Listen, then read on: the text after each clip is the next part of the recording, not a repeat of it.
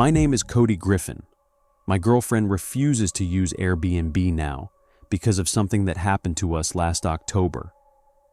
Honestly, I don't blame her. We were supposed to spend the weekend in Asheville, North Carolina, but every hotel within 20 miles was either booked or ridiculously expensive because there was some fall festival going on. I found this little farmhouse on Airbnb about 30 minutes outside the city. It had over 200 five-star reviews, and the host answered every message within minutes. Nothing about it felt sketchy. The only thing that seemed a little odd was part of his check-in message. You'll notice an old workshop behind the house. It's just used for storage. Please don't go inside.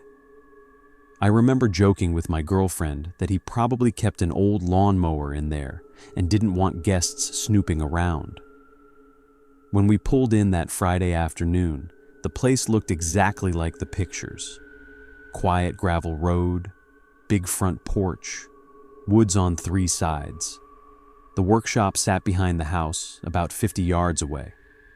It looked old enough that I didn't think about it again. We unpacked, drove into town for dinner, and got back just after dark. Around 10 that night, I took the trash outside. That's when I noticed the workshop door was cracked open. Not wide open, maybe 6 inches. I actually stood there trying to remember if it had been like that earlier. I couldn't. I almost walked over to shut it, but then I remembered the host specifically telling us not to go in there. So I left it alone. The next morning, we spent most of the day hiking. When we got back that afternoon, my girlfriend asked if I'd been looking through her backpack. I said no. She thought maybe she'd packed it differently. Nothing was missing. It was just organized differently than she'd left it. We laughed it off. Looking back, that's the moment I wish we'd left. That evening we sat on the porch with a couple beers, just listening to the woods. It was one of those places where there aren't any cars, no neighbors, nothing. You notice every little sound. At one point, I looked toward the workshop. The door was closed again. I hadn't touched it. My girlfriend hadn't either. I figured maybe the wind finally blew it shut. Except, there hadn't been any wind all day. I still convinced myself there had to be some explanation. Around 11, we went inside and locked the doors. Sometime after 2 in the morning, I woke up because I heard metal rattling. At first, I honestly thought I was dreaming. Then I heard it again. Someone was trying the handle on my truck. The truck was parked maybe 20 feet from the bedroom window. I moved the curtain just enough to look outside. A man was standing beside it.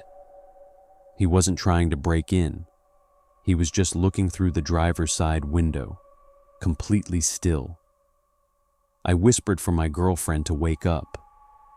By the time she looked, he had started walking toward the backyard, not running, just walking. He disappeared behind the workshop. I called 911. The dispatcher told us to stay inside and not make it obvious we'd seen him. It took deputies almost 25 minutes to get there. Those were probably the longest 25 minutes of my life. Nobody was outside when they arrived. One deputy searched around the property while another took our statements. A few minutes later, the deputy near the workshop called his partner over. Neither of them said anything to us. They just stood there talking quietly. Finally, one of them came back and asked me a question. "Have either of you been inside that building?" I told him no. He nodded. "Good." That was all he said. After another 15 minutes, they finally explained. Someone had been staying inside. There was a folding chair positioned directly at the only window facing the house. A sleeping bag, food wrappers, empty water bottles.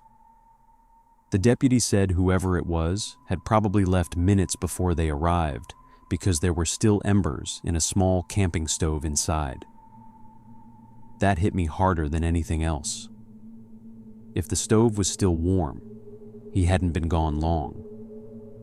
One of the deputies walked around the outside of the cabin again with a flashlight. When he came back, he asked if either of us had been outside barefoot. We both said no. He pointed his light toward the ground. There were muddy footprints, not ours. They stopped underneath our bedroom window. The deputy photographed them before the rain started. They searched the woods until almost sunrise, but never found anyone. We packed our bags before daylight and left. The host refunded the entire trip without arguing. I asked him if he'd ever had problems with people staying in that workshop before. He replied almost instantly, "No, it's been empty for years." Maybe he was telling the truth.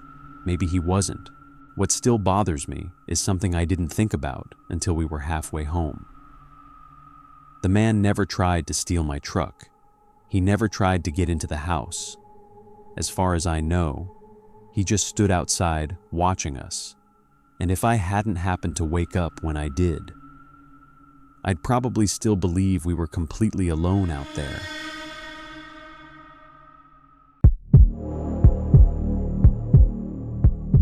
My name is Ryan Holloway. I almost didn't call the police because I thought I was overreacting. Looking back now, I wish I'd trusted my gut a lot sooner. This happened last summer in northern Michigan. My wife and I rented an Airbnb on a small lake for our anniversary. It wasn't anything fancy, just a little 2-bedroom cabin with a dock and a canoe. We picked it because it was quiet and almost an hour away from the nearest town. The host seemed friendly. He even messaged me the morning we arrived to let me know there was a spare key hidden under a fake rock near the back steps in case the keypad batteries died. I didn't think anything of it. Honestly, I appreciated him telling me. We checked in Friday afternoon without any problems. The cabin was spotless. The only thing that caught my attention was that one of the bedroom windows wouldn't lock. I sent the host a message, and he apologized immediately. He said nobody had ever had an issue because the cabin sat on private property and nobody came back there except the occasional fisherman. That sounded reasonable. I forgot about it. That evening, we drove into town for groceries. When we got back, my wife asked why I'd moved the coffee maker. I hadn't.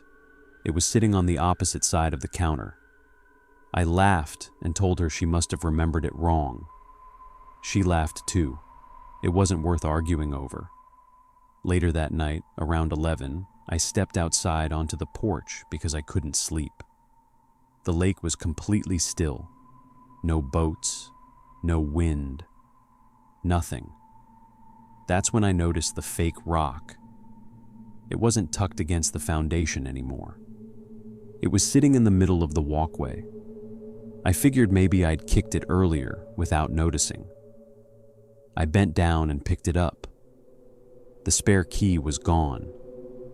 I actually smiled because I assumed the host must have removed it after sending me the message. It made sense. I put the fake rock back where it belonged and went inside.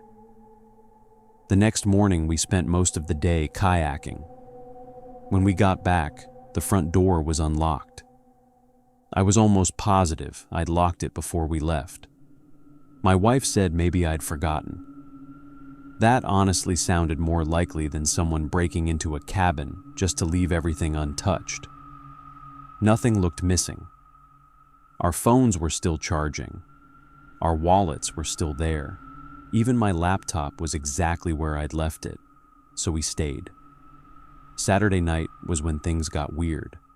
Around 1 in the morning, I woke up because I heard footsteps. Not outside, inside. I remember lying there, trying to convince myself it was the cabin settling. Old houses make noises, I know that. But then I heard a cabinet close, very softly. My wife whispered, "Did you hear that?" I nodded. Neither of us moved. A few seconds later, we heard the back door open, then close again. I grabbed my phone and checked the time. 1:17 a.m. I wanted to go look. Instead, I called out, "Hello?" Nothing. Complete silence. I finally worked up the nerve to check the kitchen. Every light was off. The back door was locked. Nothing seemed out of place. I honestly started wondering if we'd both dreamed it. The next morning, I noticed something that still bothers me. There were 2 coffee mugs in the sink. We'd only used one. My wife doesn't drink coffee. I stared at them for probably 30 seconds before she walked in. She just looked at me and quietly said, "We're leaving." I didn't argue. As we packed the car, I messaged the host explaining everything. He replied almost instantly, "Are you sure you didn't use the second mug?" That response irritated me more than anything. It felt like he wasn't taking us seriously. About 20 minutes into the drive home, I got a phone call. It was the local sheriff's office. The host had asked them to check the cabin after reading my messages. The deputy asked if we'd left anything behind. I told him I didn't think so. Then he asked another question. "Did either of you happen to use the spare key?" I said no. There was a long pause. He told me they couldn't find it either. Someone had definitely taken it. The deputy explained they'd found fresh, muddy footprints leading from the back steps into the woods. There was also an empty cooler hidden behind a fallen tree less than 100 yards from the cabin. Inside were bottled water, canned food, and a blanket. Whoever had been staying there had already disappeared before they arrived. A week later, the host called me personally. He apologized for dismissing what we'd experienced. Apparently, a trail camera belonging to one of the neighboring properties had captured a man walking toward the cabin around midnight. Both nights we stayed there. He wasn't carrying anything. He was simply walking straight to the back steps. The sheriff believed he'd found the spare key weeks earlier and had been quietly letting himself into empty vacation rentals whenever guests were asleep or away for the day. Nothing was ever stolen. At least, nothing anyone noticed. My wife asked me one question after I hung up. "What do you think he was doing inside if he wasn't stealing anything?" I honestly don't have an answer, but every time I stay somewhere now, the first thing I do is ask if there's a spare key hidden outside.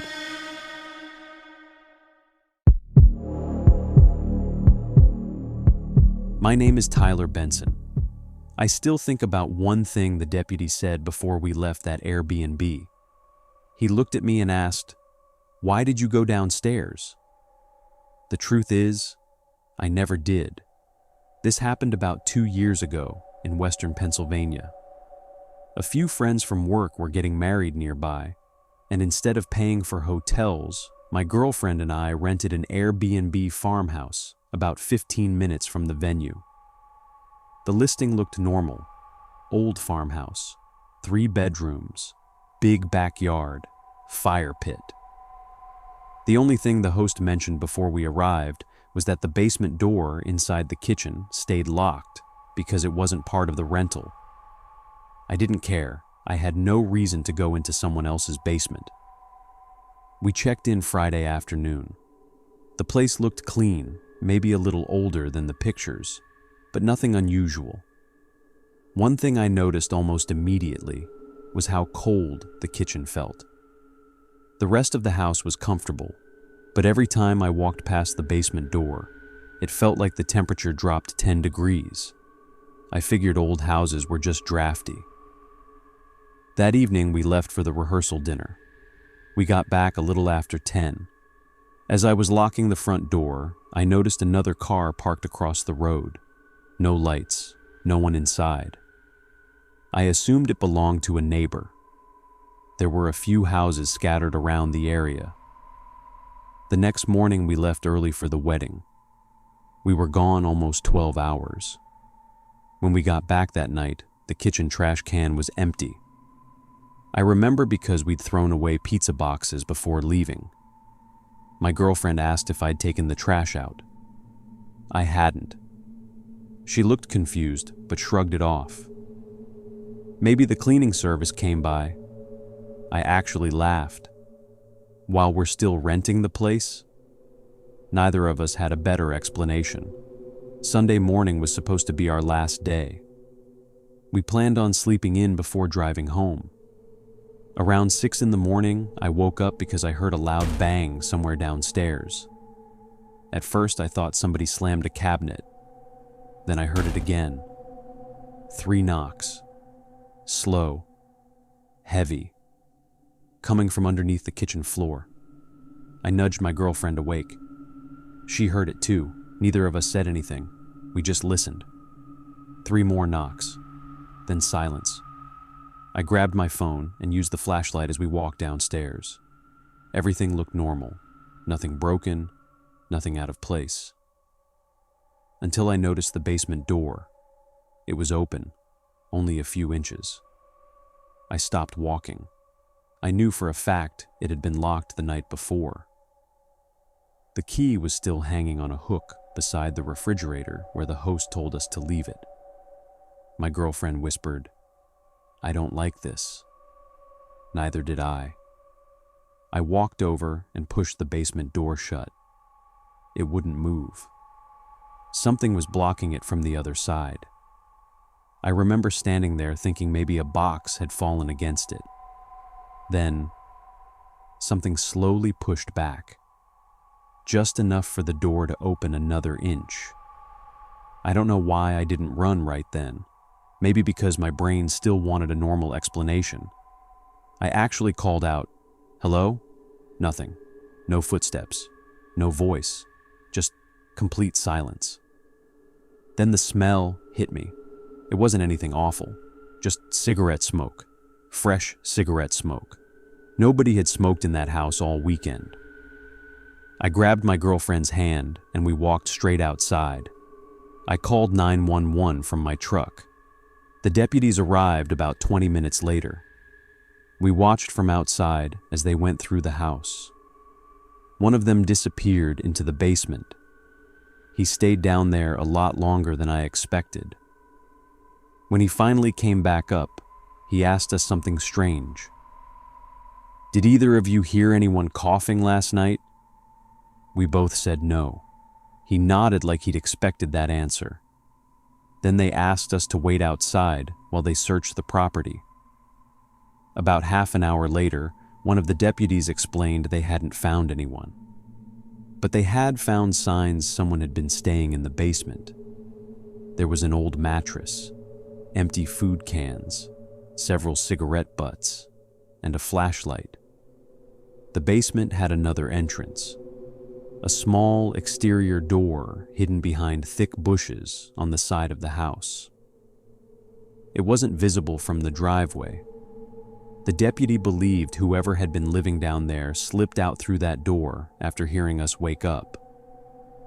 I asked the host why he'd never mentioned someone could get into the basement from outside. He sounded genuinely surprised. He told me that entrance had supposedly been nailed shut years earlier. Whether that's true or not, I don't know. The host refunded the stay, and Airbnb told us they were investigating. A few weeks later, I checked the listing. It was gone. What still bothers me isn't that someone may have been living under the house. It's those knocks. Because if someone was trying to stay hidden, why knock at all?